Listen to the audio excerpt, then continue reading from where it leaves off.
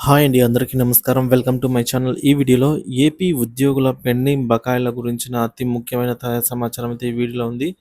అలాగే ఐఆర్ గురించి సీఎంను కలిసిన ఉద్యోగ సంఘాల నేతలు. మరి ఈ వివరాలన్నీ కూడా మనం ఈ వీడియోలో తెలుసుకుందాము. వీడియోనైతే ఎక్కడ గాని స్కిప్ చేయకుండా ఎండ్ వరకు చూడండి ఫ్రెండ్స్. అప్పుడే ఇన్ఫర్మేషన్ పూర్తిగా అర్థమవుతుంది. అలాగే వీడియో చూస్తున్న ప్రతి ఒక్కరు వీడియోకి ఒక లైక్ చేయండి. ఈ వీడియోని తోటి ఉద్యోగ పెన్షన్ మిత్రులతో అయితే షేర్ చేయండి. కొత్తగా మన ఛానల్ చూస్తున్న వాళ్ళు సబ్స్క్రైబ్ చేసుకున్నట్లయితే దయచేసి మన ఛానల్‌ని సబ్స్క్రైబ్ చేసుకోండి. దీని ద్వారా నేను చేసే లేటెస్ట్ వీడియోస్ అన్ని మీ వరకు రీచ్ అవుతాయి. ఆలస్యం చేయకుండా వీడియోలోకైతే వెళ్ళిపోదాము. ఫ్రెండ్స్ ఇక విషయానికొచ్చినట్లయితే ఏపీ ఉద్యోగులకు పెండింగ్ బకాయిలపై సానుకూలంగా స్పందించినటువంటి సీఎం అండి. సో, ఏపీ ఉద్యోగ ఉపాధ్యాయ సమస్యలపై ముఖ్యమంత్రి నారా చంద్రబాబు నాయుడు గారిని కలిసిన ఏపీటీఎఫ్ రాష్ట్ర అధ్యక్ష ప్రధాన కార్యదర్శులండి.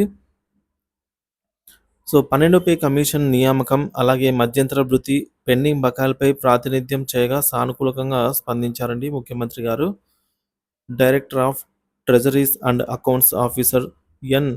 మోహన్ రావు, అలాగే ఏపీ పెన్షనర్లకు సంబంధించినటువంటి ఎవరైనా సీఎఫ్ఎంఆర్ఎస్‌కు సీఎంఆర్ఎఫ్ అంటే సీఎం రిలీఫ్ ఫండ్‌కు ఇవ్వటం ఇష్టం లేని వారు వెంటనే ఏటీఓ లేదా ఎస్టీఓ గారులకు తెలియజేయాలి. లేని యెడల తగ్గింపు జరుగుతుంది. ఈ విషయం పర్సనల్స్ అందరికీ తెలపమన్నారండి. ఇక సాలరీ బిల్లుల సమాచారం విషయానికొచ్చినట్లయితే సచివాలయ ఉద్యోగులకు సెప్టెంబర్ 2024 సాలరీ బిల్లుకు సంబంధించి డిడక్షన్‌లో బేసిక్ పేలో ఒక్కరోజు వేతనం అంటే మీ బేసిక్ పే డివైడెడ్ బై 30 చేయగా వచ్చిన అమౌంట్ సీఎం రిలీఫ్ ఫండ్‌కు ఏపీ సీఎంఆర్ఎఫ్‌కు ఉండనుందనమాట. సో, ఈ డిడక్షన్ ఐచ్ఛికం.